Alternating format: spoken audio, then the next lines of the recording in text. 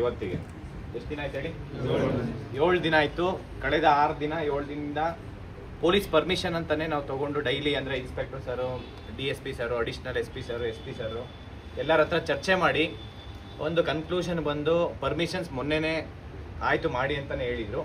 But ನಾವು plan ಮಾಡಿದ್ದು ಶಿವಾಜಿ ವೃತ್ತದಿಂದ ಗಾಂಧಿ ಚೌಕಿಂದ ಅಂಬೇಡ್ಕರ್ ಸರ್ಕಲ್ಲು, ಅದಾದ್ಮೇಲೆ DC ಕಚೇರಿ ಅಂತ ಪ್ಲಾನ್ ಮಾಡಿದ್ವಿ. ಇವತ್ತು ಮತ್ತೆ ಏನಂದ್ರೆ ಮಾರ್ಗ ಬದಲಾವಣೆ ಇತ್ತು. ಅದಕ್ಕೆ ಕಾರಣಾಂತರಗಳು ಏನಂತಂದ್ರೆ ಆ ರೋಡ್ ಕನ್ಸ್ಟ್ರಕ್ಷನ್ ಆಗ್ತಾ ಇದೆ, ಅದು ಒಂದ್ ಸೈಡು ಮತ್ತೆ ಟ್ರಾಫಿಕ್ ಆಗುತ್ತೆ ಮತ್ತೆ ಪಬ್ಲಿಕ್ಗೆ ತೊಂದರೆ ಆಗುತ್ತೆ ಅಂತ ಹೇಳಿ ಇವತ್ತು ಮಾರ್ಗ ಬದಲಾವಣೆ ಮಾಡಿ ನಾವು ಮೊದಲನೇದಾಗಿ ಅಂಬೇಡ್ಕರ್ ಸ್ಟೇಡಿಯಂ ಇದೆಯಲ್ಲ ಅಲ್ಲಿಂದ ಪ್ರಾರಂಭ ಮಾಡಿ ಕನಕದಾಸ ವೃತ್ತ ಇದೆ ಅಲ್ಲಿಗೆ ಬಂದು ಅಲ್ಲಿಂದ ಅಂಬೇಡ್ಕರ್ ವೃತ್ತ ಇದೆ ಗೊತ್ತಲ್ವಾ, ಅಂಬೇಡ್ಕರ್ ವೃತ್ತದಿಂದ DC ಕಚೇರಿಗೆ ಹೋಗಿ ಮನವಿ ಕೊಡುವಂಥದ್ದು. ಈ ಒಂದು ಹೋರಾಟ ಶಾಂತಿಯುತವಾಗಿರುತ್ತೆ, ಯಾರಿಗೂ ತೊಂದರೆ ಆಗ್ಬಾರ್ದು. ಮತ್ತೆ ಈ ಹೋರಾಟದಲ್ಲಿ ಏನಪ್ಪಾ ಅಂದ್ರೆ ನಮ್ಮ ಬೇಡಿಕೆ ತುಂಬಾ ಇದಾವೆ. ಯಾಕೆಂದ್ರೆ 1-2 ಸಮಸ್ಯೆ ಆಗಿದ್ರೆ ಏನೋ ಒಂದು 50 ಜನ 100 ಜನ 500 ಜನ ಹೋಗಿ ನಮ್ಮ ಸಮಸ್ಯೆ ಬಗೆಹರಿಸ್ಕೊಬಹುದು, ಹೌದಾ? ಇದು 1-2 ಅಲ್ಲ, ಸುಮಾರು ಒಂದು 15 ಇಶ್ಯೂಸ್ ಇದೆ, 15 ಸಮಸ್ಯೆಗಳಿದಾವೆ. ಮತ್ತೆ ಇನ್ನೊಂದೇನಪ್ಪಾ ಅಂದ್ರೆ ಪ್ರತಿಯೊಂದು ಡಿಪಾರ್ಟ್ಮೆಂಟ್ ಅಲ್ಲಿ ಹಂಗಂತ ಅಂದ್ರೆ ಪ್ರತಿಯೊಂದು ಡಿಪಾರ್ಟ್ಮೆಂಟ್ ಅಂದ್ರೆ 100 ಸಮಸ್ಯೆಗಳಿದಾವೆ. ಪ್ರತಿ ಇಲಾಖೆಯಲ್ಲೂ ನಮಗೆ ನೋಟಿಫಿಕೇಶನ್ಸ್ ಆಗ್ಬೇಕಾ ಬೇಡವಾ? ನಾವು ಸುಮಾರು ವರ್ಷ ಒಂದು 5-6 ವರ್ಷದಿಂದ ಹೋರಾಟ ಮಾಡ್ತಾ ಇದೀವ ಇಲ್ವಾ? ಕಳೆದ ಆಗಸ್ಟ್ 11ನೇ ತಾರೀಕು ನೇಮಕಾತಿ ತಿಥಿ ಆಗಿದೆ ಅಂತ ಹೋರಾಟ ಮಾಡಿದ್ವಾ ಇಲ್ಲ? ಅದಾದ್ಮೇಲೆ 1 ತಿಂಗಳಲ್ಲಿ ಒಳ ಮೀಸಲಾತಿದು ರಿಪೋರ್ಟ್ ಬಂತಾ? ಅದಾದ್ಮೇಲೆ ನೆಕ್ಸ್ಟ್ ಇನ್ನೇನು ನಾವು 1 ತಿಂಗಳು ವೆಯ್ಟ್ ಮಾಡಿದ್ವಿ. ಏನೋ 1 ತಿಂಗಳಲ್ಲಿ 1/3 ಆಫ್ ದಿ ವೇಕೆನ್ಸಿ ಏನಿದೆ 2,76,386 ಹುದ್ದೆಯಲ್ಲಿ 1/3 ಆಫ್ ದಿ ವೇಕೆನ್ಸಿ 43 ಡಿಪಾರ್ಟ್ಮೆಂಟ್ ಇಂದ ನೋಟಿಫಿಕೇಶನ್ಸ್ ಮಾಡ್ತಾರೆ ಅಂತ ಹೇಳಿ ನಾವು ವೆಯ್ಟ್ ಮಾಡ್ತಾ ಇದ್ವಿ. 1 ತಿಂಗಳಾದ್ರೂ ನೋಟಿಫಿಕೇಶನ್ಸ್ ಮಾಡಿಲ್ಲ. ಅವ್ರೇನ್ ಹೇಳಿದ್ರು, ಇನ್ನು 6 ತಿಂಗಳು ವರ್ಷ ಆದ್ರೂ ನೇಮಕಾತಿ ಮಾಡಲ್ಲ ಅಂತ ಹೇಳಿದ್ರ ಇಲ್ವಾ? ಎಲ್ರು ಪೇಪರ್ ಸ್ಟೇಟ್ಮೆಂಟ್ ಓದಿದ್ರಲ್ವಾ? ಮತ್ತೆ ಅದ್ರಲ್ಲೂ ಕೆಲವೊಂದು ಸಚಿವರಂತೂ ಸಖತ್ ಸತ್ಯ ಶಾಂತಿ ಅದು ಏನೋ ಒಂಥರ ಸತ್ಯ ತಲೆ ಮೇಲೆ ಹೊಡೆದಂಗೆ ಹೇಳ್ತಾರೆ ಅವರು. ಅತಿ 2 ದಿನದಲ್ಲಿ ನೋಟಿಫಿಕೇಶನ್ಸ್ ಮಾಡ್ತೀವಿ ಅತಿ ಶೀಘ್ರದಲ್ಲಿ. ಮತ್ತೆ ಇನ್ನೊಬ್ರು 5,000 ಅಂತಂದ್ರೆ 30,000 ವೇಕೆನ್ಸಿ ಅಂತಾರೆ. ಈ ತರ ಬರೀ ಸುಳ್ಳು ಕಥೆಗಳು ಕೇಳ್ಕೊಂಡು ಲೈಬ್ರರಿ ಕುತ್ಕೊಂಡು ಆಕ್ಚುಲಿ ಇಷ್ಟು ಸ್ಟ್ರೆಂತ್ ಇರ್ಲಿಲ್ಲ ವಿದ್ಯಾರ್ಥಿಗಳದು. ಎಲ್ಲ ಮನೆಗೆ ಹೋಗಿ ಬೇರೆ ಬೇರೆ ಕೆಲಸ ಮಾಡ್ಕೊಂತ ಇದ್ದೀರಾ ಅಂತ ಅನ್ಕೊಂಡಿದೀನಿ. ಈ ಕಳೆದ ಅದು ಏನು ಸೆಪ್ಟೆಂಬರ್ 25ನೇ ತಾರೀಕು ಧಾರವಾಡದಲ್ಲಿ ಹೋರಾಟ ಮಾಡಿದ್ಮೇಲೆ more than 50% ಆಸ್ಪಿರೆಂಟ್ಸ್ ಏನಿದ್ದೀರಾ ಅವರೆಲ್ಲ ವಾಪಸ್ ಬಂದು ಲೈಬ್ರರಿ ಕುತ್ಕೊಂಡು ಓದ್ತಾ ಇದೀರಿ. ಇವತ್ತಾಗುತ್ತೆ ನಾಳೆ ಆಗುತ್ತೆ ನೋಟಿಫಿಕೇಶನ್ಸ್ ಅಂತ ಹೇಳಿ, ಹೌದಾ ಇಲ್ವಾ? ಆದ್ರೆ ಯಾವ ಡಿಪಾರ್ಟ್ಮೆಂಟ್ ಇಂದನೂ ಆಗಿರೋ ಒಂದೇ ಒಂದು ನೋಟಿಫಿಕೇಶನ್ KA ಇಂದ 708 ವೇಕೆನ್ಸಿ ಕರೆದಿದ್ದಾರೆ. ಅದನ್ನ ಒಬ್ಬೊಬ್ರ ಹತ್ರ ಹಗ್ಲು ದರೋಡೆ 7 ರಿಂದ 8 ಸಾವಿರ ಫೀಸ್ ಕಟ್ಸ್ಕೊಂತ ಇದ್ದಾರೆ. ಅದನ್ನ ಫಸ್ಟ್ ನಿಲ್ಸ್ಬೇಕು. ಎಷ್ಟೋ ಜನ ವಿದ್ಯಾರ್ಥಿಗಳು ಇವತ್ತು ದುಡ್ಡು ಇಲ್ದಿರಾ ಆ ಫೀಸ್ ಕಟ್ಟಕ್ ಆಗ್ದಿರಾ ಸಾಲ ಮಾಡಿ ಫೀಸ್ ಕಟ್ಟಿರೋ ಅಂತ ಕಥೆಗಳು ಕೇಳಿದೀವಿ ಎಷ್ಟೋ ಆಸ್ಪಿರೆಂಟ್ಸ್ ಹತ್ರ. ಮತ್ತೆ ಎಷ್ಟೋ ಜನ ವಿದ್ಯಾರ್ಥಿಗಳು ಅಷ್ಟು ಫೀಸ್ ಇದೆ ಅಂತ ಹೇಳಿ ಅಪ್ಲಿಕೇಶನ್ ಹಾಕಿಲ್ಲ, ಹೌದಾ ಇಲ್ವಾ? ಒಂದು ಅಪ್ಲಿಕೇಶನ್ಗೆ 750 ರೂಪಾಯಿ, ಅದ್ರ ಕೆಳಗಡೆ ಬರೋಂಥದಕ್ಕೆಲ್ಲ 100 ರೂಪಾಯಿ. ಏನದು ಇವ್ರೇನ್ ಆಫರ್ ಇಟ್ಟಿದ್ದಾರೆ ಅದಕ್ಕೆ? ಅಲ್ಲ, UPSC ಎಕ್ಸಾಮ್ಸ್ ಕಂಡಕ್ಟ್ ಮಾಡ್ತಾರೆ, ಅದರಲ್ಲೇ ಒಂದು ನೋಟಿಫಿಕೇಶನ್ಸ್ಗೆ 100 ರೂಪಾಯಿ ಜಾಸ್ತಿ ಅಂದ್ರೆ 100 ರೂಪಾಯಿ ತಗೊಂತಾರೆ, ಹೌದಾ ಇಲ್ವಾ? ಅದರಲ್ಲಿ SC ST OBC ವುಮೆನ್ಸ್ಗೆ free of cost, SC ST ವುಮೆನ್ಸ್ಗೆ ಫ್ರೀ ಕಾಸ್ಟ್, OBC ಜನರಲ್ ಮೆರಿಟ್ಗೆ ಓನ್ಲಿ 100 ರೂಪೀಸ್ ಇದೆ. UPSC ಎಕ್ಸಾಮ್ಸ್ ಅದು ಇಂಡಿಯಾದಲ್ಲಿ ಟಫೆಸ್ಟ್ ಎಕ್ಸಾಮ್ಸ್. ಆ ಎಕ್ಸಾಮ್ಸ್ಗೆ 100 ರೂಪಾಯಿ ಇದೆ ಅಂತಂದ್ರೆ ಒಂದೊಂದು ನೋಟಿಫಿಕೇಶನ್ಸ್ಗೆ ಇವರು 750 ರೂಪಾಯಿ ಅಂತಂದ್ರೆ ಅಗ್ಲು ದರೋಡೆ ಮಾಡ್ತಿದ್ದಾರೆ ಇಲ್ಲಿ ಸರ್ಕಾರ. ಅದರಲ್ಲೂ ಒಂದೇ ನೋಟಿಫಿಕೇಶನ್ಸ್ ಮಾಡ್ತಾ ಇಲ್ಲ ಇವರು. ಒಂದು ನೋಟಿಫಿಕೇಶನ್ ಒಳಗಡೆ ಸಭೆ ಒಂದು 50 ಇದಾವೆ. ಅದರಲ್ಲಿ ಇದೆಯಾ ಇಲ್ಲ? 50 ನೋಟಿಫಿಕೇಶನ್. ಏನದು ಮೊನ್ನೆ ಯಾವ್ದೋ ನೋಟಿಫಿಕೇಶನ್ಸ್ ಬಿಟ್ಟಿದ್ದಾರೆ 11 ವೇಕೆನ್ಸಿ ಅಂತೆ. ಅರ್ಥ ವಾಟ್ ಈಸ್ ಮೀನಿಂಗೇ ಇಲ್ಲ ಅದಕ್ಕೆ. ಮತ್ತೆ ಟೀಚರ್ಸ್ ವೇಕೆನ್ಸಿ 70,727 ಹುದ್ದೆ ಖಾಲಿ ಇದೆ. ಬರೀ 10,267 ಹುದ್ದೆ ಕಾಲ್ ಮಾಡ್ತೀನಿ ಅಂತಂದ್ರೆ ಅದು ನಾನ್ HK 5,000 ಇದೆ, HKಗೆ 5,267 ಹುದ್ದೆ ಇದು ಫಿಲ್ ಮಾಡ್ತಿದ್ದಾರೆ. ಅದ್ರಲ್ಲಿ ರ್ಯಾಷನಲೈಸೇಷನ್ ಮಾಡ್ಕೊಂಡು PSTR, GPSTR, HSTR ತುಂಬಾ ಕಡಿಮೆ ಪೋಸ್ಟ್ ಕರೆದಿರೋದು ಟೀಚರ್ಸ್, ಹೌದಾ ಇಲ್ವಾ? ಅದ್ರಲ್ಲೂ PU ಲೆಕ್ಚರರ್ ನೋಟಿಫಿಕೇಶನ್ ಆಗಿಲ್ಲ, ಅಸಿಸ್ಟೆಂಟ್ ಪ್ರೊಫೆಸರ್ ಆಗಿಲ್ಲ. ಅದ್ರಲ್ಲೂ ನಾವು UGC ಎಷ್ಟು ವರ್ಷ ಒಂದು 6 ತಿಂಗಳು ಕಂಟಿನ್ಯೂಸ್ ಆಗಿ ಆ ಮಿನಿಸ್ಟರ್ಗೆ ಎಷ್ಟು ಟಾರ್ಚರ್ ಕೊಟ್ಟೋದು. ಕೋರ್ಟಲ್ಲಿ ನಮಗೆ ನ್ಯಾಯ ಸಿಕ್ಕಿದ್ರು ಕೂಡ 10,000 ಜನ ಅತಿಥಿ ಉಪನ್ಯಾಸಕರನ್ನ ತಗೊಳೋದಕ್ಕೆ ಹಿಂದೆ ಮುಂದೆ ನೋಡ್ತಿದ್ದಾರೆ ಅವರು, ಉನ್ನತ ಶಿಕ್ಷಣ ಸಚಿವರಾದಂತ MC ಸುಧಾಕರ್ ಅವರು, ಹೌದಾ ಇಲ್ವಾ? ಹಿಂಗೆಲ್ಲ ಆಯ್ತಂತಂದ್ರೆ ಮತ್ತೆ ನ್ಯಾಯ ಎಲ್ಲಿ ಇದಕ್ಕೂ ಬೆಲೆ ಕೊಡ್ತಾ ಇಲ್ಲ. ಈ ಕಡೆ ಸರ್ಕಾರ ನಮ್ಮ ಹೋರಾಟಕ್ಕೂ ಬೆಲೆ ಕೊಟ್ಟಿಲ್ಲ ಅಂತಂದ್ರೆ ಮತ್ತೆ ಇಲ್ಲಿ ಕುತ್ಕೊಂಡು ಓದ್ತಾ ಇರೋದಕ್ಕೆ ಏನ್ ಪ್ರಯೋಜನ ಇದೆ ಹೇಳಿ? ಏನಾದ್ರು ಯೂಸ್ ಇದೆ ಇದು? ಈ ನಾಲೆಡ್ಜ್ ತಗೊಂಡು ಬೇರೆ ಎಲ್ಲಾದ್ರೂ ಯೂಸ್ ಮಾಡಕ್ಕಾಗುತ್ತಾ ಇದನ್ನ? ಎಷ್ಟು ಜನ ಟೀಚರ್ ಆಗ್ಬೇಕಾಗುತ್ತೆ? ಎಷ್ಟು ಜನ coaching institute open ಮಾಡಕ್ಕಾಗುತ್ತೆ?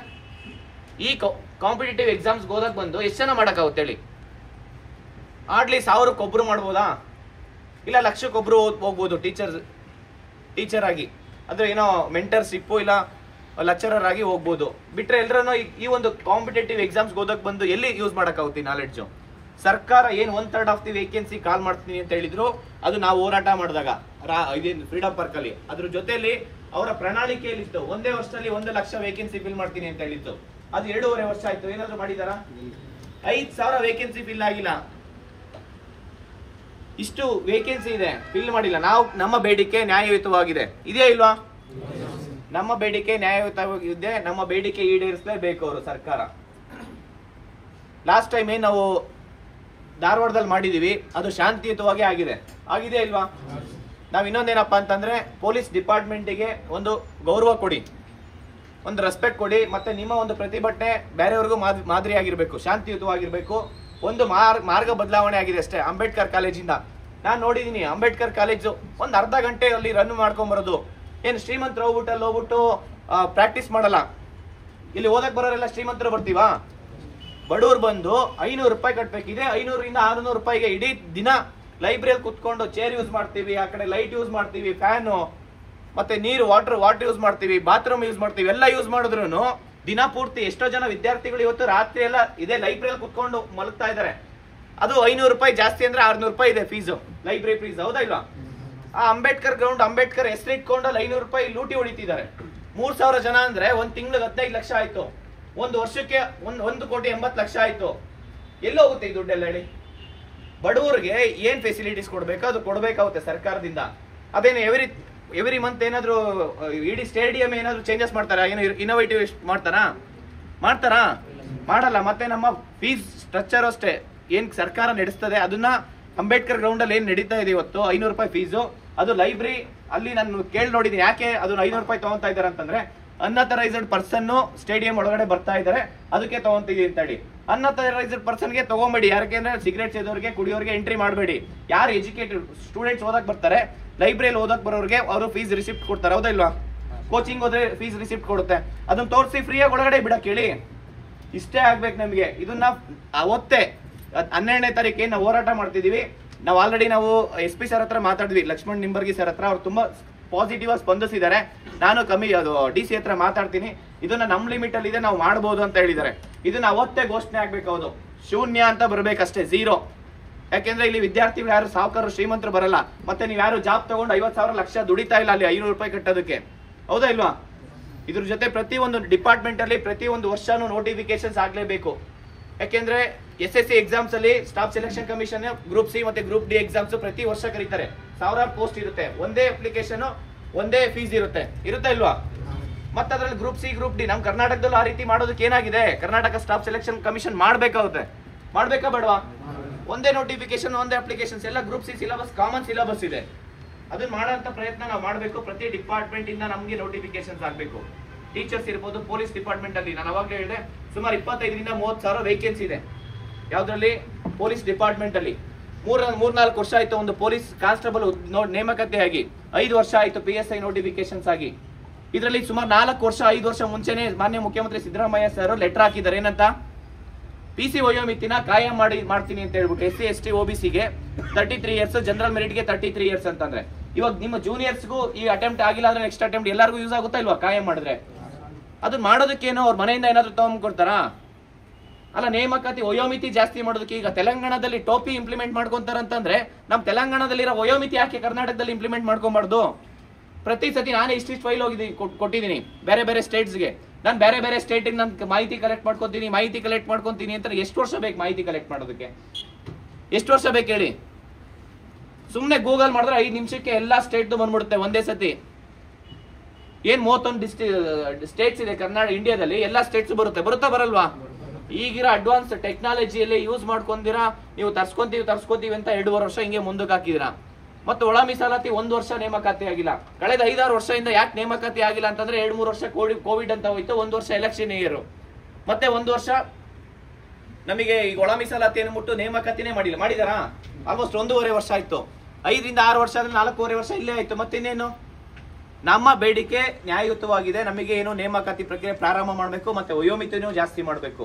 Health department ಅಲ್ಲಿ 35,000 ಹುದ್ದೆ ಖಾಲಿ ಇದೆ. ಪಾಪ ಎಷ್ಟೋ ಜನ ಸ್ಟೂಡೆಂಟ್ಸ್ ಫೋನ್ ಮಾಡಿ ಮೆಸೇಜ್ ಮಾಡ್ತಾ ಇದ್ದಾರೆ ಡೈಲಿ, ನಮ್ಮ ಹೆಲ್ತ್ ಡಿಪಾರ್ಟ್ಮೆಂಟ್ ಅಲ್ಲಿ group A, group B, group C ಹುದ್ದೆಗಳು ಖಾಲಿ ಇದಾವೆ. ಅದರಲ್ಲೂ ಸ್ಟಾಫಿಂಗ್ ನರ್ಸ್ ಹುದ್ದೆಗಳು ಖಾಲಿ ಇದಾವೆ. ನೋಟಿಫಿಕೇಶನ್ಸೇ ಮಾಡಕ್ ಆಗ್ತಾ ಇಲ್ಲ ಅಂತಂದ್ರೆ ಮತ್ತೆ ಯಾಕೆ ಇವರು ಇದ್ದಾರೆ ಅಂತ ಗೊತ್ತಾಗ್ತಾ ಇಲ್ಲ. ಆ ಸಚಿವರಿಗೆ ಮಾಹಿತಿ ಗೊತ್ತಿದೆಯೋ ಇಲ್ಲೋ ಗೊತ್ತಿಲ್ಲ. ನಾವು ಗೊತ್ತು ಮಾಡ್ಬೇಕಾಗುತ್ತೆ. ಮಾಡೋಣ? ಪ್ರತಿಭಟನೆ ಮಾಡ್ಬೇಕಾ ಮಾಡ್ಬಾರ್ದು ಹೇಳಿ? ಇಷ್ಟೆಲ್ಲ ಸಮಸ್ಯೆಗಳಿದ್ದಾಗ ಮತ್ತೆ 50% ರಿಸರ್ವೇಶನ್ ಇಶ್ಯೂಸ್ ಇದೆ, ಇದೆಯಾ ಇಲ್ವಾ? ಅದು KS ಅಲ್ಲಿ ಕ್ಯಾಟ್ ಅಲ್ಲಿ ಅದು ಕ್ವಾಶ್ ಆಗಿದೆ ಇಲ್ವಾ? ನೋಟಿಫಿಕೇಶನ್ ಕ್ವಾಶ್ ಆಗಿದೆ, ತಿರ್ಗಾ ಮತ್ತೆ ಕಂಟಿನ್ಯೂ ಮಾಡ್ಬೇಕು, ಮತ್ತೆ ಹೈಕೋರ್ಟಿಗೆ ಅಪೀಲ್ ಹೋಗಿದ್ದಾರೆ. ಅಂದ್ರೆ ಯಾವ ರೀತಿ KPSC, ಯಾವ ರೀತಿ ಸರ್ಕಾರ KPSC ಆಗಿದೆ, KPC ಸರ್ಕಾರ ಆಗಿದೆ ಗೊತ್ತಾಗ್ತಾ ಇಲ್ಲ ನಮ್ಗೆ. ಪ್ರತಿಯೊಂದು ಸಮಸ್ಯೆನೂ ಕೋರ್ಟ್ ಮುಖಾಂತರ ಹೋಗಿ ಅಲ್ಲಿ ಎಲ್ಡಪ್ ಆಗ್ತಿದೆ. ಯಾವ ಇಶ್ಯೂಸ್ ಸಾಲ್ವ್ ಆಗ್ತಿದ್ಯಾ? ಮತ್ತೆ ಇದ್ರ ಜೊತೆ ಮತ್ತೆ ರೋಸ್ಟರ್ ಅಷ್ಟೇ 3A 3B ಅಭ್ಯರ್ಥಿ ಯಾರಿಗೆ ಆಗ್ಲಿ ಅನ್ಯಾಯ ಅಂದ್ರೆ ಅನ್ಯಾಯನೇ ಅಲ್ವಾ? ಯಾರಾದ್ರೂ ಒಬ್ರಿಗೆ ಅನ್ಯಾಯ ಆಯ್ತಂದ್ರೆ ಅವ್ರು ಕೋರ್ಟ್ಗೆ ಹೋಗ್ತಾರೆ. ಮತ್ತೆ ಎಂಟೈರ್ ನೋಟಿಫಿಕೇಶನ್ಸ್ ಮತ್ತೆ ಅದು ಏನಂತ ಒಂದು ಡೈರೆಕ್ಷನ್ ಒಂದು ಡೈರೆಕ್ಷನ್ ಕೊಡ್ತಾರೆ ಕೋರ್ಟ್. ಫೈನಲ್ ಇದು ಕೇಸ್ ಕ್ಲಿಯರ್ ಆಗೋ ತನಕ ಫೈನಲ್ ರಿಸಲ್ಟ್ಸ್ ಬಿಡಬೇಡಿ ಅಂತ ಹೇಳಿ. ಅಂದ್ರೆ ಎಷ್ಟು ವರ್ಷ ವೆಯ್ಟ್ ಮಾಡೋಕ್ಕಾಗುತ್ತೆ? ನಮ್ಮ ಇಂಡಿಯಾದಲ್ಲಿ ಸುಮಾರು more than 5 crores pending cases ಇದೆ ಕೋರ್ಟ್ ಅಲ್ಲಿ. 5 crores pending cases, more than 5 crores. ಅಂದ್ರೆ ಯಾವತ್ತು ಬರುತ್ತೆ ಕೇಸು, ಯಾವಾಗ ಸಾಲ್ವ್ ಆಗುತ್ತೆ? ಇದನ್ನೆಲ್ಲ ನಾವು ಪ್ರಶ್ನೆ ಮಾಡಿಲ್ಲ ಅಂತಂದ್ರೆ ಏನು ಚೇಂಜಸ್ ಆಗಲ್ಲ. ನಾವೆಲ್ಲರೂ ಒಗ್ಗಟ್ಟಾಗಿ ಪ್ರಶ್ನೆ ಮಾಡಬೇಕು. ಆಗ್ಬೋದಾ? ನೀವು ಇಲ್ಲಿರೋರು ಪ್ರತಿಯೊಬ್ರು ವಾಲಂಟಿಯರ್ಸ್ ಆಗಿ ಎಲ್ರು ಪ್ರತಿಯೊಬ್ಬರು ವಾಲಂಟಿಯರ್ಸ್ ಆಗಿ 100 ಜನ ಕರ್ಕೊಂಬರ್ಬೇಕು. ಎಷ್ಟು ಜನ? 100 ಜನ. ನೀವು ಡಿಸಿಪ್ಲಿನ್ ಮತ್ತೆ ಹೆಣ್ಮಕ್ಳಿಗೆ ಸಪ್ರೇಟ್ ಲೈನ್ ಇರಬೇಕು. ಯಾವ ಲೈಬ್ರರಿಲೂ ನಾನು ಧಾರವಾಡದಲ್ಲಿ ಹೋರಾಟ ಮಾಡಿದಾಗ ಒಂದು ಲೈಬ್ರರಿಲಿ ಒಬ್ಬ ಸ್ಟೂಡೆಂಟ್ಸ್ ಇರ್ಲಿಲ್ಲ, ಪ್ರತಿಯೊಬ್ರು ಹೋರಾಟಕ್ಕೆ ಬಂದಿದ್ರು. ಅದೇ ರೀತಿ ವಿಜಯಪುರದಲ್ಲಿ ಹೋರಾಟಕ್ಕೆ ಪ್ರತಿಯೊಬ್ರು ಬರಬೇಕು. ಬರ್ತೀರಲ್ವಾ?